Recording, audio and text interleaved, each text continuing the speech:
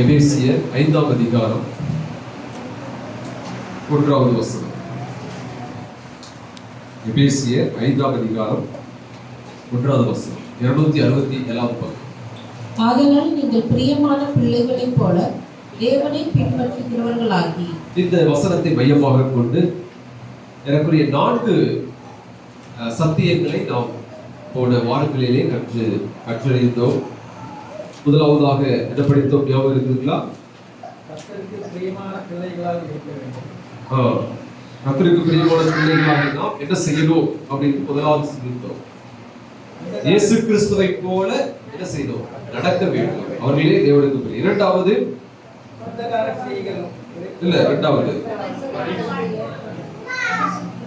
பரிசுத்தவான்களுக்கு ஏற்ற விதமா என்ன செய்யணும்? நடக்க வேண்டும்.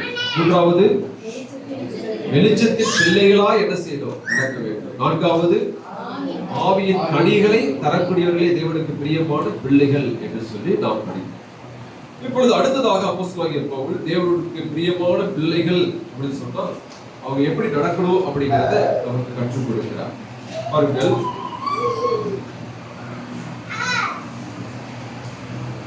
பதினைந்தாவது வசனத்தை நாம் படிப்போம். 15வது வசனம், எபேசியர் 5:15.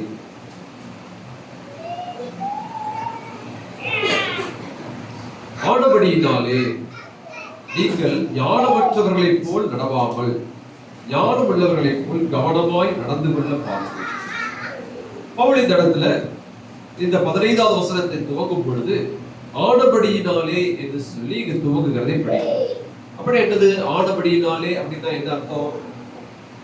என்ன அர்த்தம் ஆனபடியினால் அப்படின்னா? இதுக்கு முன்னாடி சிலதெல்லாம் சொல்லி இருக்கிறாரு. அப்படி இருக்கிறபடியினால, ஆனபடியினால நீங்க இப்ப என்ன செய்யுங்க? இப்படி நடந்து கொள்ளுங்க அப்படின்னு சொல்லிட்டு சொல்றாரு. அப்ப எப்படி இருக்கிறபடியினால அப்படின்னு சொல்லிட்டு பாத்தீங்கன்னா இமீடியட் கான்டெக்ஸ்ட் நீங்க பாத்தீங்கன்னா 14வது வசனத்துல, அதனால் தூங்குகிற நீ விழித்து மரித்தோரை விட்டு எழுந்திரு, அப்பொழுது கிறிஸ்து உன்னை பிரகாசிப்பிப்பார் என்று சொல்லி இருக்கிறார். அப்ப கடவுள் உங்களை பிரகாசிப்பிக்கணும்னா, பிரகாசிப்புன்னா என்னது? கடவுள் எடுத்து உங்களை பயன்படுத்தணும்னா, நீங்கள் வெளிச்சத்தின் பிள்ளைகளா இருக்கணும்னா, மற்றவங்களுக்கு ஆசீர்வாதம் உள்ளவர்களா இருக்கணும்னா, அதுதான் இமீடியட் கான்டெக்ஸ்ட். ஆனபடியினால அப்படின்ட்டு அந்த வார்த்தையுடைய அர்த்தம் வருகிறது. இரண்டாவதாக இதனுடைய அர்த்தம் என்னவென்றால், 1வது வசனத்தில் நாம் படிக்கிறது போல நீங்கள் தேவனுடைய பிள்ளைகளாக இருக்கிறபடியினால, ஆனபடியினால அப்படின்னா என்ன அர்த்தம்? முதல் வசனம், இது தேவனுடைய பிள்ளைகளாக இருக்கிறபடியினால. அடுத்தது 14வது வசனத்தை பாருங்க, எபேசியர் 5:14. ஆதலால் தூங்குகிற நீ விழித்து ஆதலால் தூங்குகிற நீ விழித்து மரித்தோரை விட்டு எழுந்திரு. ஓகே, அதுதான் படிச்சோம். தேவன் என்ன செய்திருக்கிறார்? அங்கே வாக்கு பண்ணி இருக்கிறார் என்று சொல்லி நாம் படிக்கிறோம். அப்ப இந்த காரணத்தினால, ஆனபடியினால நீங்க என்ன செய்யணும் அப்படின்னு சொல்லிட்டு பவுல் இந்த இடத்துல குறிப்பிட்டார். இப்பொழுது நாம் இந்த பகுதிக்கு வருவோம். 15வது வசனத்துல, ஆனபடியினால நீங்கள் ஞானமற்றவர்களைப் போல் நடவாமல் ஞானமுள்ளவர்களைப் போல் கவனமாய் நடந்து கொள்ள பார்த்து. அப்ப தேவனை பின்பற்றக்கூடிய தேவனுடைய பிள்ளைகளாகிய நாம், அல்லது பிரியமான பிள்ளைகளாகிய நாம் எப்படி நடக்க வேண்டும்? எப்படி நடக்க வேண்டும்? ஞானம் உள்ளவர்களாக என்ன செய்யணும்? நடக்க வேண்டும். பிரியமான பிள்ளைகள், தேவனை பின்பற்றக்கூடியவர்கள் ஞானமற்றவர்களைப் போல என்ன செய்யக்கூடாது? நடக்கக்கூடாது. அதுதான் இந்த இடத்துல பவுல் சொல்லுகிறார். ஞானமற்றவர்களைப் போல் என்ன செய்யக்கூடாது? நடக்கக்கூடாது. அப்ப இந்த இடத்துல டாபிக் என்னன்னா ஞானம் உள்ளவர்களுடைய நடக்கை. ஓகே, தலைப்பு என்ன? தேவனுடைய பிரியமான பிள்ளைகள் எப்படி நடக்கணும்? ஞானம் உள்ளவர்களாக என்ன செய்யணும்? நடந்து கொள்ள வேண்டும்.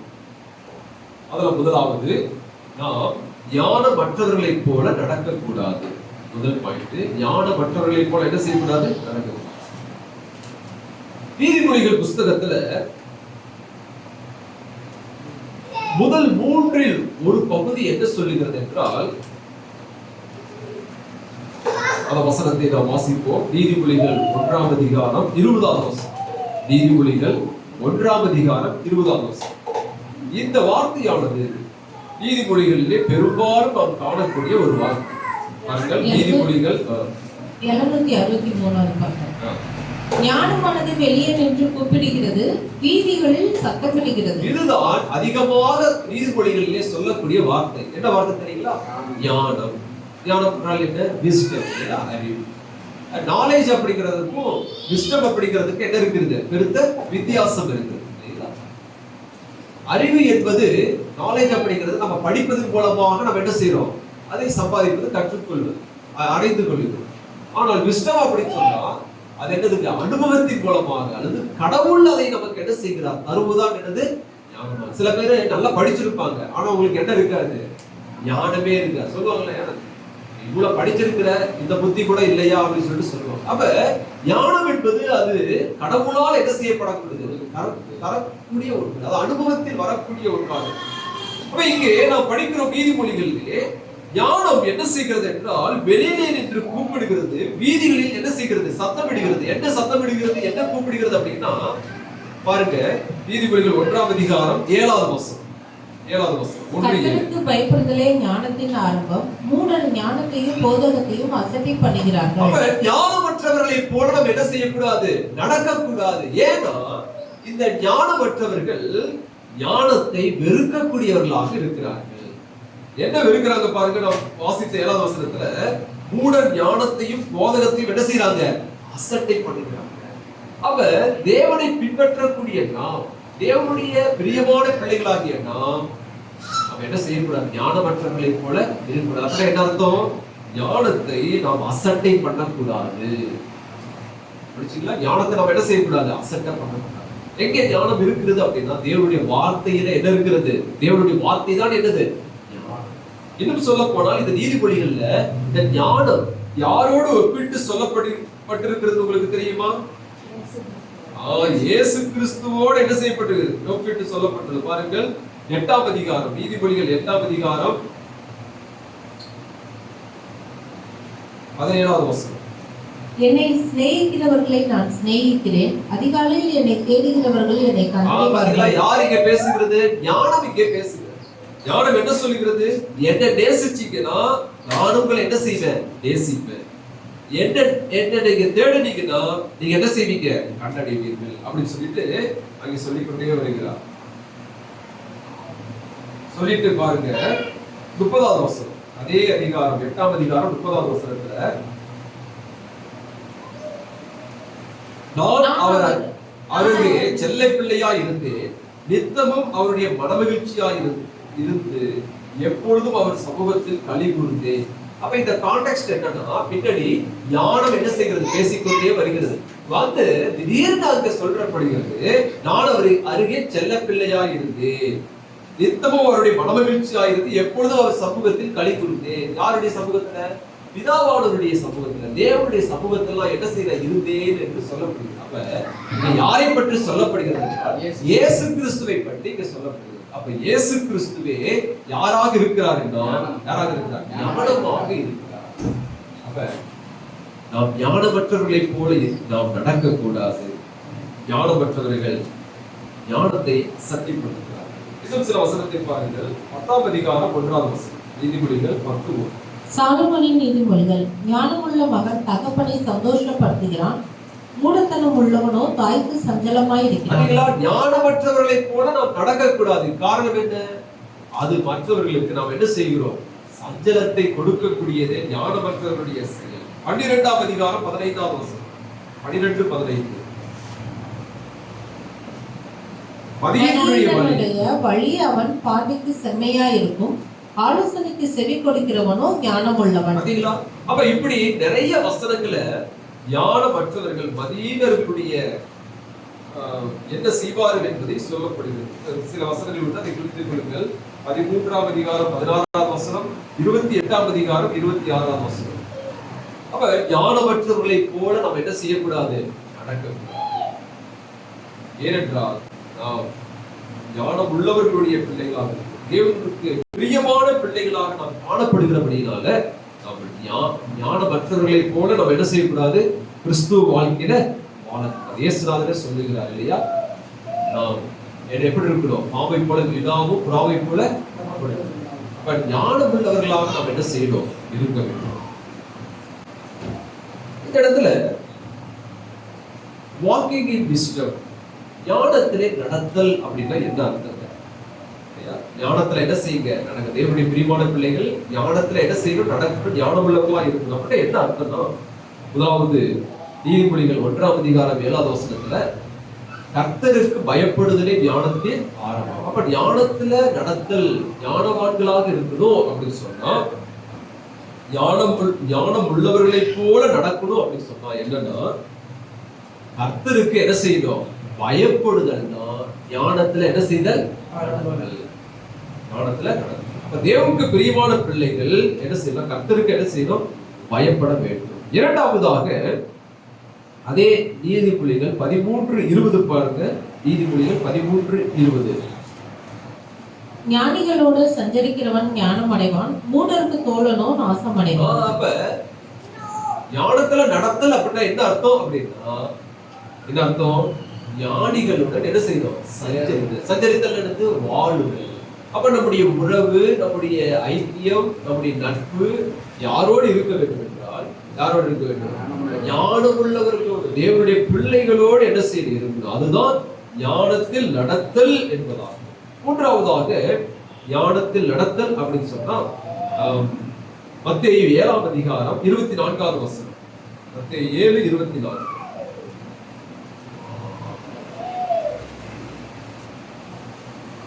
ஆகையால் நான் சொல்லிய இந்த வார்த்தைகளை கேட்டு, நல்லா கவனிங்கள், இந்த வார்த்தை இயேசுநாதர் சொன்ன வார்த்தை. ஆகையால் நான் சொல்லிய இந்த வார்த்தைகளை கேட்டு இவைகளின்படி செய்கிறவன் எவனோ அவனை கண்மலையின் மேல் தன் வீட்டை கட்டின புத்தியுள்ள மனுஷனுக்கு ஒப்பிடுவேன். பாத்தீங்களா, புத்தியுள்ள ஞானமுள்ள மனிதனுக்கு இஸ் a wisdom man. யாருங்க, யாரு ஞானமுள்ள மனிதன் அப்படின்னு சொன்னா, யாரு, இயேசுநாதர் சொன்னார் பாத்தீங்களா, அதன் மேல தன்னுடைய அஸ்திபாரத்தை, அதை தன்னுடைய அஸ்திபாரமாக கொண்டிருக்கிறவன் தான் யாருங்க. இங்க நீங்க பாத்தீங்கன்னா இந்த ஊமையில ஒரு சம்பவத்தை நீ கவனிக்க முடியும். அஸ்திபாரம் அப்படிங்கிற 2 பேர் வீடு கட்டுறாங்க இல்லையா, 2 பேர் வீடு கட்டுறதா சொல்லப்படுறாங்க. யாரு, ஞானம் உள்ளவனும் கட்டுகிறான், ஞானமற்றவனும் என்ன செய்கிறான், இந்த இடத்துல வீடு கட்டுறான். ஒருத்தன் எங்க கட்டுறான், கண்மலையின் மேல் கட்டுகிறான், இன்னொருவன் எங்க கட்டுகிறான், மணல் மேல் கட்டுகிறான். ஆனா இங்க நீங்க படிச்சீங்கன்னா ஒருத்தர் மட்டும் தான் அஸ்திபாரம் போடுகிறான். கவனிச்சீங்களா, யார் மட்டும் தான் அஸ்திபாரம் போடுறாங்க, பாறை மேல், அந்த பாறை மேல் கட்டுறவங்க தான் அஸ்திபாரம் போடுறாங்க. ஆனா மணல் மேல் கட்டுறவங்க நீங்க பாத்தீங்கன்னா அங்க என்ன வரல, அஸ்திபாரம் அப்படிங்கிற வார்த்தையை நீங்கள் பார்க்க முடியாது. அப்ப அந்த அஸ்திபாரம் என்பது எதை காட்டுகிறது என்றால், இயேசு கிறிஸ்துவின் உபதேசத்தை காட்டுகிறது. அப்ப இதுக்கு முன்னாடி நீங்க பாத்தீங்கன்னா இந்த 5ஆம் அதிகாரம் இல்லைங்களா, அதாவது 7ஆம் அதிகாரத்துல படிக்கிறோம். இது எங்கிருந்து துவங்குகிறது என்றால், 5ஆம் அதிகாரத்திலிருந்து இந்த 5லிருந்து 7 வரைக்கும் ஒரே பகுதியாக இருக்கிறது. இயேசுநாதர் அந்த மலை பிரசங்கம் படிக்கிறோம் இல்ல, அதனுடைய தொடர்ச்சி தான் இந்த இடத்துல என்ன செய்கிறது, வருகிறது. அப்ப இயேசுநாதர் இந்த இடத்துல நான் சொல்லிய இந்த வார்த்தைகளை கேட்டு அப்படின்னு சொன்னா என்ன அர்த்தம், 5ஆம் அதிகாரம் 1வது வசனத்திலிருந்து இயேசுநாதர் என்ன சொன்னாரோ அதை எல்லாத்தையும் என்ன செய்யறாரு, குறிக்கிறார். நான் சொல்றது புரியுதுங்களா? அப்ப நான் சொன்ன இது எல்லாத்தையும் கேட்டு, அதுதான் என்னதுன்னா ஒரு கிறிஸ்துவனுடைய அஸ்திபாரமாக இருக்கிறது. அஸ்திபாரம் என்னது, இயேசுநாதர் சொன்னதுதான் என்னது, அஸ்திபாரம். அதுதான் நம்முடைய வீட்டை என்ன செய்யணும், நிலைக்க செய்யணும். அதைதான் அப்ப நான் சொல்லி இந்த வார்த்தைகளை கேட்டு இவைகளின்படி செய்கிறவன் தான் யாருங்க, புத்திமான் என்று சொல்றார். அடுத்ததாக 1 கொரிந்தியர் 1ஆம் அதிகாரம் 21வது வசனம். ஞானத்திலே நடத்தல் அப்படின்னா என்ன? 1 கொரிந்தியர் 1:21. எப்படியெனில் தேவ ஞானத்துக்கு ஏற்றபடி உலகமானது சுய ஞானத்தினாலே தேவனை அறியாதிருக்கையில் பைத்தியமாக தோன்றுகிற பிரசங்கத்தினாலே விசுவாசிகளை ரட்சிக்க தேவனுக்கு பிரியமாயிற்று. ஓகே, இரண்டாவதாக எது ஞானத்தில் நடத்தல் அப்படின்னு சொன்னா, யார் ஞானவான்கள் அப்படின்னு சொன்னா, இங்கே 2 கம்பேரிசன் சொல்லப்படும். உலகத்தின் ஞானம், அப்புறம் கிறிஸ்துவுக்குள் உள்ள ஞானம். கடவுள் சொல்றாரு உலகத்தின் ஞானம் எப்படிப்பட்டது தெரியுங்களா, பைத்தியம் அப்படின்னு சொல்றாரு. உலகத்தின் ஞானம் எப்படிப்பட்டது, பைத்தியம். ஆனால் தேவனுடைய ஞானம் என்ன அப்படின்னு சொன்னா என்னதுங்க, தேவனுடைய ஞானம் என்னது, சுவிசேஷம். இடத்துல என்னது? சுவிசேஷம். தேவனுடைய ஞானம் என்ன தெரியுங்களா? சுவிசேஷம். அப்ப எவன் ஒருவன் இந்த சுவிசேஷத்தை கேட்டு, சுவிசேஷம் என்னது? இயேசுநாதர் எனக்காக மரித்தார், அடக்கம் பண்ணப்பட்டார், அவர் உயிர்த்தெழுந்தார், என்னுடைய பாவத்திற்காக என்ன செய்தார்? மரித்தார் என்று சொல்லி நம்பி ஏற்றுக்கொள்கிறானோ அவன் தான் இந்த உலகத்துல யார் தெரியுங்களா? யாருங்க? ஞானவான். மற்றவர்கள் எல்லாம் ஞானவான்கள் கிடையாது. அப்ப நீங்கள் ஞானவான்கள் ஆக வேண்டும் என்றால், தேவனுக்கு பிரியமான பிள்ளைகளாக நடக்க வேண்டும் என்றால், ஞானமாகிய இந்த சுவிசேஷத்தை என்ன செய்யணும்? ஏற்றுக்கொள்ள வேண்டும். நீங்கள் தேவனுடைய பிள்ளை ஆக வேண்டும். அதுதான் நீங்கள் எடுத்து வைக்கக்கூடிய முதல் படியாக இருக்கிறது. ஞானத்திற்கு ஏற்ற அந்த வாழ்க்கையில நீங்கள் எடுத்து வைக்கக்கூடிய முதல் படி என்ன தெரியுங்களா? சுவிசேஷத்தை விசுவாசம். இயேசு என்னுடைய பாவத்திற்காக மரித்தார், அவர் உயிர்த்தெழுந்தார் என்று நம்புவதே அது ஞானமாக. ஆகவே இங்கே அப்போஸ்தலனாகிய பவுல் முதலாவதாக ஞானத்திலே நடத்தல் அப்படின்னு சொன்னா, ஞானமற்றவர்களைப் போல நாம் என்ன செய்யக்கூடாது? நடவாமல் தேவனுடைய பிள்ளைகளாகிய நாம் ஞானவான்களாக என்ன செய்யணும்? நடக்க வேண்டும் என்று சொல்லுவோம். இரண்டாவதாக இந்த ஞானத்திலே நடத்தல் என்று நாம் பார்க்கும்போது, ஞானம் உள்ளவர்களாய் நடந்து கொள்ளுங்கள் என்று சொல்லும் பொழுது 16வது வசனத்தை பாருங்கள். எபேசியர் 5ஆம் அதிகாரம் 16வது வசனம். நாட்கள் பொல்லாதவைகள் ஆனதால் காலத்தை பிரயோஜனப்படுத்திக் கொள்ளுங்கள். ஓகே, இரண்டாவதாக அங்கே ஞானமுள்ளவர்களாய் நடத்தல் என்று சொல்லும் பொழுது, முதலாவது என்ன? ஞானமற்றவர்களாய் என்ன செய்யக்கூடாது? நடக்கக்கூடாது. இரண்டாவதாக ஞானமுள்ளவர்களாய் நடத்தல் அப்படின்னு சொன்னா என்னதுங்க? காலத்தை என்ன செய்ய வேண்டும்? பிரயோஜனப்படுத்திக் கொள்ளுதலே ஞானத்திலே நடத்தலாம். ஞானமுள்ளவர்களாய் நடத்தலாம். அப்ப தேவனுக்கு பிரியமான பிள்ளைகள் என்ன செய்யணும்? காலத்தை என்ன செய்யணும்? பிரயோஜனப்படுத்திக் கொள்ளணும். பவுல் இந்த இடத்துல நினைப்பூட்டுகிறார். என்ன நினைப்பூட்டுகிறார் அப்படின்னா, நாம் வாழக்கூடிய இந்த நாட்கள் கடைசி நாட்களாக இருக்கிறது. நாம் கடைசி காலத்தில் வாழ்ந்து கொண்டிருக்கிறோம். ஆகவே தேவனுடைய பிள்ளைகள் நாட்களை என்ன செய்யக்கூடாது? வீணடிக்க கூடாது. ஏனென்றால் நாட்கள் பொல்லாததாய் இருக்கிறபடியினால தேவனுடைய பிள்ளைகள் நாட்களை என்ன செய்யணும்? அங்கே பிரயோஜனப்படுத்திக் கொள்ள வேண்டும் என்று சொல்லுங்கள். ஆங்கிலத்தில் நீங்கள் படிப்பீர்கள் என்றால், ஆங்கிலத்தில் என்ன இருக்குது? படிங்க. இல்லையா? Bible, English Bible. Ephesians chapter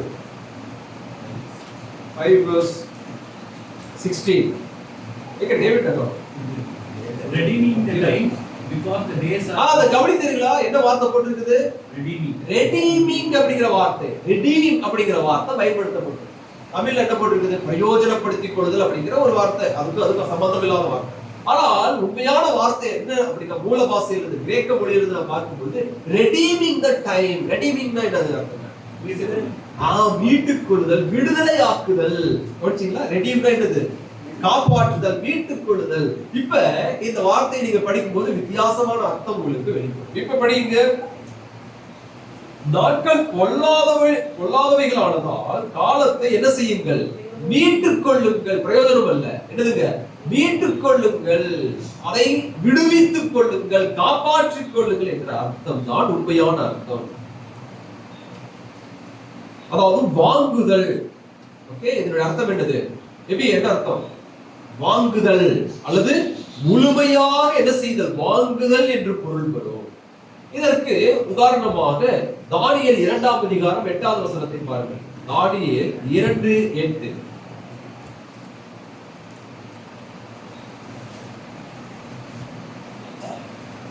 ஆயிரத்தி 29வது பக்கம். அதற்கு ராஜா பிரதியுத்தரமாக, என்னிடத்திலிருந்து தீர்மானம் பிறந்தபடியினாலே நீங்கள் காலதாமசம் பண்ண பார்க்கிறீர்களா? காலதாமதம் பண்ண பார்க்கிறீர்களா? இந்த வார்த்தை இருக்குது பாத்தீங்களா? இதுதான் என்னதுன்னா ரிடீமிங். அல்லது இந்த இடத்துல அந்த அந்த பாபிலோன் நேபுகாத் நேச்சர் இருக்கிறாங்களோ, அவன் இந்த இடத்துல ஒரு சொப்பனம் காண்கிறான், அதற்கான அர்த்தத்தை கேட்கிறான். ஆனா அங்க இருக்கக்கூடிய மந்திரவாதிகளால என்ன செய்ய முடியல? அதன் அர்த்தத்தை சொல்ல யாருக்கும் முடியல. அப்ப அவங்க என்ன செய்யறாங்கன்னா, அந்த நேரத்தை இழுத்தடிக்க பாக்குறாங்க. அதுதான் அவருடைய அர்த்தம். அந்த நேரத்தை கொஞ்சம் என்ன செய்யறது? தங்களுக்கு சாதகமாக்கி கொள்ள பாக்குறாங்க, தங்களுக்கு பயன்படுத்தி கொள்ள என்ன செய்யறாங்க? பாக்குறாங்க. நேரத்துக்குள்ள சொல்லணும், ஆனா சொல்ல முடியல. ஆகவே அந்த நேரத்தை என்ன செய்யறாங்க? வாங்கி கொள்ளுகிறார்கள், இழுத்தடிக்கிறாங்க. அதுதான் அதனுடைய அர்த்தம். இப்ப இதனுடைய வினைச்சொல்லிலே நாம் பார்க்கும் பொழுது, அதாவது இந்த ரிடீமிங் அப்படிங்கிற இதுல வினைச்சொல் வெர்பல நாம் பார்க்கும்போது, சட்டம் அல்லது அதன் சாபம் போன்ற ஏதேனும் ஒரு நிலையிலிருந்தோ அல்லது சூழலிலிருந்தோ ஒன்றை விலைக்கு வாங்கி விடுவித்தல் என்பதாகும். அந்த சட்டத்திலிருந்தோ அல்லது அந்த சாபத்திலிருந்தோ அந்த நேரத்தை என்ன செய்தல்? காப்பாற்றிக் கொள்ளுதல் அல்லது விடுவித்துக் கொள்ளுதல், மீட்டுக் கொள்ளுதல் என்ற பொருள்படும். ஒரு வசனத்தை படிப்போம். கலாத்தியர் 3ஆம் அதிகாரம் 13வது வசனம். கலாத்தியர் 3:13 இதனுடைய இரண்டாவது விளக்கம். கலாத்தியர் 3:13. Galatians 3:13.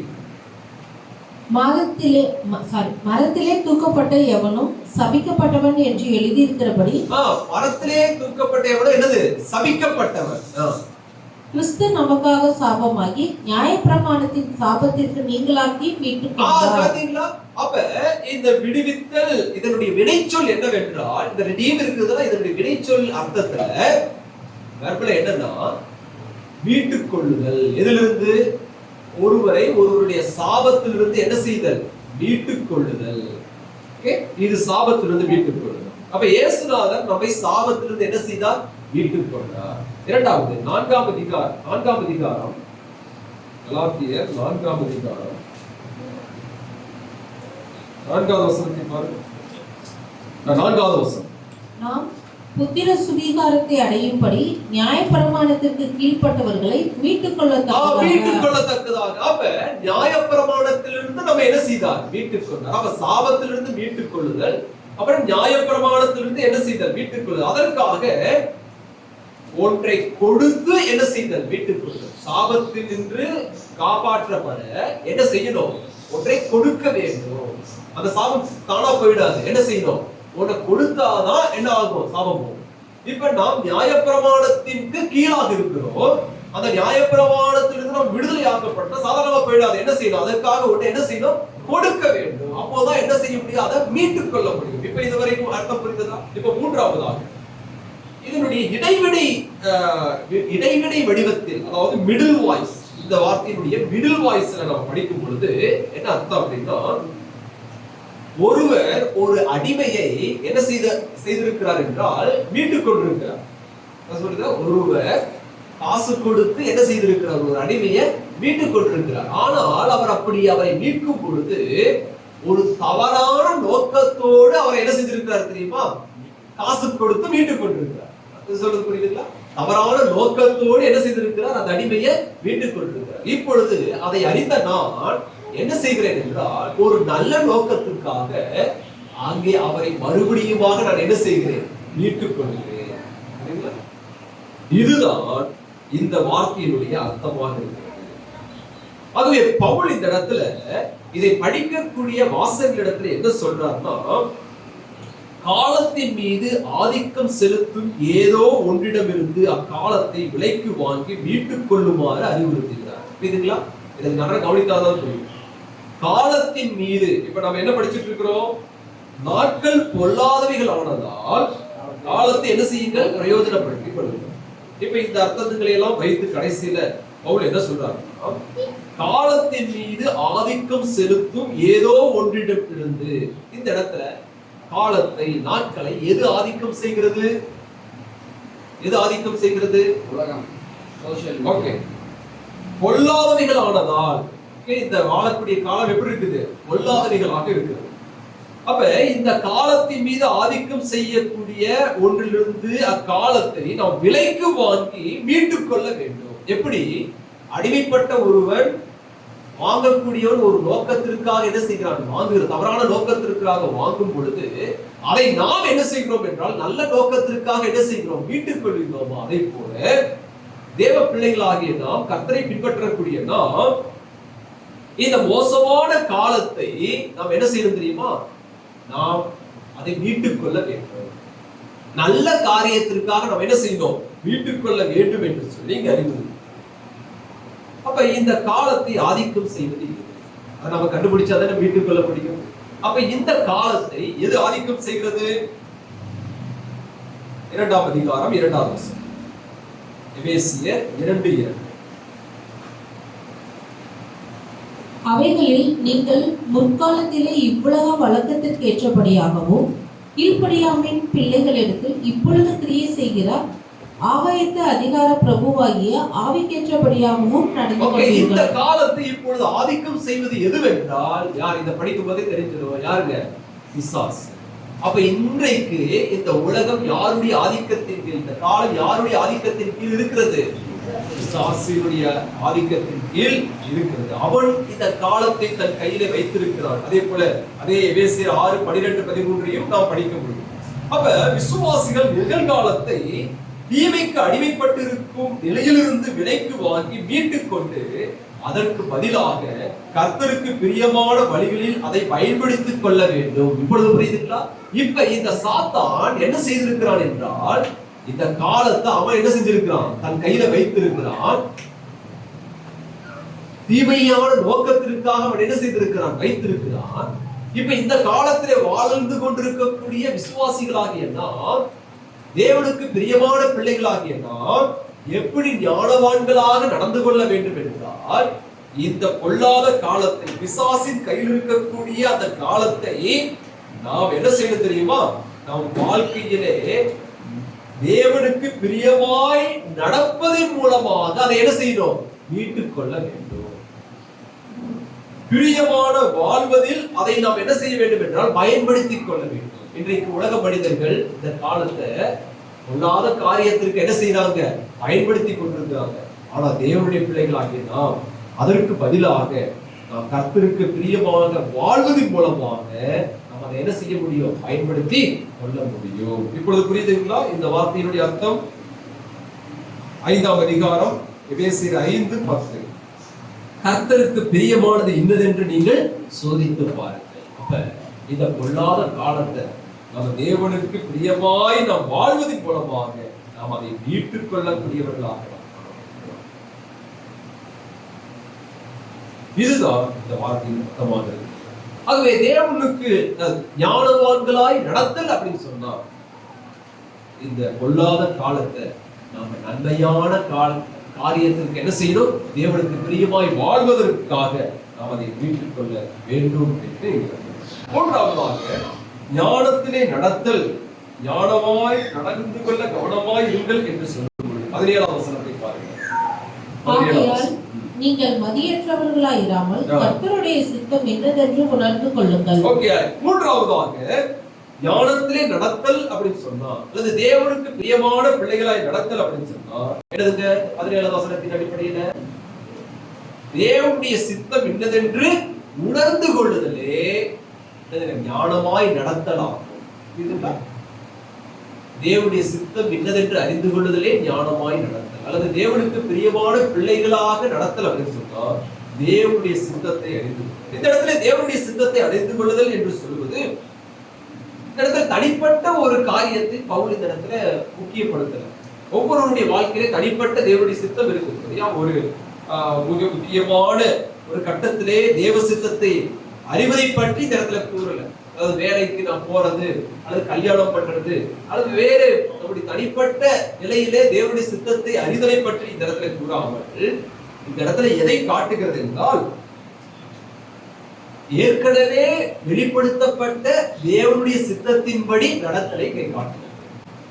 அந்த வசனத்தை படிங்க. தேவனுடைய சித்தம் ஆகியால் நீங்கள் மதியற்றவர்களா இராமல் கர்த்தருடைய சித்தம் என்னதென்று உணர்ந்து கொள்ளுங்கள். அப்படி என்னது? கர்த்தர் ஏற்கனவே வெளிப்படுத்தி இருக்கக்கூடிய அந்த தேவனுடைய சித்தத்தை நாம் என்ன செய்யணும்? அறிந்து என்ன செய்யணும்? நடத்தலை இந்த இடத்துல காட்டுகிறது. அப்ப தேவனுடைய பிள்ளைகள் மதியற்றவர்களாக என்ன செய்யக்கூடாது? நடக்க. அப்படி என்னது? தேவனுடைய சித்தம் அறியாதவர்களாக என்ன செய்யக்கூடாது? நடக்கக்கூடாது. தேவனுடைய சித்தம் என்னது என்பதை அறிந்து. என்ன தேவனுடைய சித்தங்க? நம்மை குறித்து தேவனுடைய பொதுவான சித்தம் என்ன? முதலாவது சித்தம் ரோமர் 8ஆம் அதிகாரம் 29ஆம் வசனம். Romans chapter 8 verse 29. என்ன தேவனுடைய சித்தம்? ரோமர் 8:29. நம்முடைய குமாரன் அநேக சகோதரருக்குள்ளே முதல் பேரானவராய் இருக்கும் பொருட்டு தேவன் எவர்களை முன்னறிந்தாரோ அவர்களை தமது குமாரனுடைய சாயலுக்கு ஒப்பாய் இருப்பதற்கு முன்குறித்திருக்கிறார். இதுதாங்க தேவனுடைய சித்தம். என்ன சித்தம்? அவருடைய குமாரனுடைய சாயலுக்கு ஒப்பாய் இருப்பதற்கு என்ன செய்திருக்கிறார்? முன்குறித்திருக்கிறார். அப்ப தேவன் எதற்காக நம்மளை தெரிந்து கொண்டார் அப்படின்னு சொன்னா, முன்குறித்தார் அப்படின்னா என்ன தேவனுடைய சித்தம் அப்படின்னா, இயேசு கிறிஸ்துனுடைய சாயலுக்கு ஒப்பாக நம்ம என்ன செய்யணும்? ஆர வேண்டும். இதுதாங்க தேவனுடைய சித்தம். அப்ப அதியற்றவர்களாய் நம்ம என்ன செய்யக்கூடாது? எனக்கு என்ன தேவ சித்தனே தெரியலங்க அப்படின்னு சொல்லிட்டு என்ன செய்ய முடியாது? வாழ முடியாது. நம்மை தேவன் தெரிந்து கொள்வதற்கு முன்பதாகவே நம்மை ஒரு காரியத்திற்காக என்ன செய்தார்? முன்குறித்துதான் என்ன செய்தார்? நம்மள தெரிந்து கொண்டார். என்ன தெரியுமா? நாம் இயேசு கிறிஸ்துவின் சாயலுக்கு ஒப்பாக என்ன செய்யணும்? இரண்டாவதாக 1 தெசலோனிக்கேயர் 4:3. 1 Thessalonians chapter 4 verse 3. என்ன தேவனுடைய சித்தம்? நீங்கள் பரிசுத்தம் உள்ளவர்களாக வேண்டும் என்பதே தேவனுடைய சித்தமாய் இருக்கிறது. அந்தபடி நீங்கள் வேசிமானது. அப்ப தேவனுடைய சித்தம் என்னதுங்க? ஆமா, பரிசுத்தம் உள்ளவர்கள் ஆக வேண்டும் என்பதே. அப்படின்றது பரிசுத்தம் உள்ளவர்கள் ஆக வேண்டும் அப்படின்னா இட்ஸ் a continuous tense. சரியா? அது தொடர்ச்சியாக என்ன செய்யப்பட வேண்டும்? நடக்க வேண்டிய ஒன்று. ஏதோ முடிந்த ஒன்று அல்ல. அங்க என்ன படிக்கிறோம்? ஆக வேண்டும் என்பது அப்படின்றது இட் இஸ் a process. அது நடந்து கொண்டே இருக்க வேண்டும். அப்ப தேவனுடைய சித்தம் ஒவ்வொரு நாளும் என்ன தெரியுங்களா? நாம் ஒவ்வொரு நாளும் நாம் எப்படி வாழ வேண்டும்? நம்மை சுத்திகரித்துக் கொண்டு வாழ்ந்து கொண்டே வரக்கூடிய அழுக்கை எல்லாம் என்ன செய்யணும்? கலைந்து போட்டு எப்படி நம்ம இல்லையா ஒவ்வொரு நாளும் வீட்டை கூட்டுறோம் இல்லையா? ஒவ்வொரு நாளும் நம்ம துணி துவைக்கிறோம் இல்லையா? Daily process. அதை போல நாம நம்முடைய வாழ்க்கையை சுத்திகரித்துக் கொண்டே அதுதான் தேவனுடைய சித்தம். மூன்றாவதாக 1 தெசலோனிக்கேயர் 5:18. 1 தெசலோனிக்கேயர் 5:18. எல்லாவற்றிலேயும் ஸ்தோத்திரம் செய்யுங்கள், அப்படி செய்வதே கிறிஸ்து இயேசுவுக்குள் உங்களுக்கு தேவனுடைய சித்தம். என்ன தேவனுடைய சித்தம்? நம்ம ஏற்கனவே இந்த பகுதியை நம்ம படிச்சிருக்கிறோம். 1 தெசலோனிக்கேயர் நம்மை குறித்து தேவனுடைய சித்தம் என்னங்க? எல்லாவற்றிலும் ஸ்தோத்திரம். அதுதான் எல்லாவற்றிலும் என்னது? நம்ம ஏற்கனவே படிச்சோம். நம்ம வாழ்க்கையில எந்த சூழ்நிலையா இருந்தாலும் கர்த்தருக்கு நாம் என்ன செய்யணும்? ஸ்தோத்திரம் செய்வதே தேவனுடைய சித்தமாக இருக்கு. அடுத்தது கடைசியாக 1 பேதுரு 4:19. 1 பேதுரு 4:19. ஸ்பீக்கர் 4:19. ஆகையால் தேவனுடைய சித்தத்தின்படி பாட அனுபவிக்கிறவர்கள் நம்மை சேர்ந்தவர்களாய் தங்கள் ஆத்மாக்களை உண்மையுள்ள சிருஷ்டிகர்த்தாவாகிய அவருக்கு ஒப்புக்கொடுக்கப்படுவார்கள். பாத்தீங்களா? தேவனுடைய சித்தம் என்னதுங்க? இந்த இடத்துல தேவனுடைய சித்தம் என்னது? தெரியுமா இருக்குது? தேவனுடைய சித்தத்தின்படி பாட அனுபவித்தல். அப்ப தேவனுடைய சித்தம் என்னதுங்க? பாட அனுபவித்தல். தேவனுடைய சித்தம் நல்ல எந்த ஒரு பாடு இல்லாம வாழ்தல் அல்ல. நல்ல வீட்டை கட்டி வாழ்தல் அல்ல. என்னதுங்க? பாடுகள். கிறிஸ்துவுக்காக என்னது? பாடுபடுதல். நம்ம வெள்ளிக்கிழமை கூட பைபிள் ஸ்டடியில கிறிஸ்துவுக்காக என்னது? பாடுபடுதல். பாடுபடுதலினுடைய அர்த்தத்தை நம்ம படிக்கிறோம். பவுல் அந்த பாடுகளை எப்படி பார்த்தார் அப்படின்னு சொல்லிட்டு நம்ம அப்ப பிரியமானவர்களே, பாடுபட்டு நாம் என்ன செய்யறோம்? தேவனுடைய சித்தத்தை என்ன செய்யணும்? அப்ப ஒவ்வொரு கிறிஸ்துவனுக்கும் இதுதான், இது தனிப்பட்ட தேவனுடைய சித்தம் இல்ல, தேவனால் எழுதப்பட்ட சித்தமாக இருக்கிறது எல்லாரும் பாடுகள். அவங்க 4 காரியத்தை தேவனுடைய சாயலுக்கு ஒப்பாக பாடு, பரிசுத்தம் உள்ளவர்களாக வேண்டும், எல்லாவற்றிலேயும் தேவனுக்கு ஸ்தோத்திரம் செலுத்தும், பாடு அனுபவிப்பதே தேவனுடைய சித்தமாக. அப்ப இந்த நாளில் நம்ம கற்றுக்கொள்வது தேவனுடைய பிரியமான பிள்ளைகள் எப்படி நடக்கணும் அப்படின்னு பார்த்தோம். ஞானம் உள்ளவர்களா என்ன செய்யணும்? அதன் கீழாக 3 விஷயங்கள் நாம் படித்தோம். என்னது? முதலாவது, ஞானமற்றவர்களை போல நாம் என்ன செய்யக்கூடாது? நடக்கக்கூடாது. இரண்டாவதாக, காலத்தை நாம் என்ன செய்யணும்னா இல்ல மீட்டுக் கொள்ள வேண்டும். அந்த இடத்துல தப்பான மொழிபெயர்ப்பு. அது என்னது? மீட்டுக் கொள்ள வேண்டும், விடுதலையாக்கி கொள்ள வேண்டும். சாத்தானுடைய கரத்தில் இருக்கிறது, பொல்லானுடைய கரத்தில் இருக்கிறது.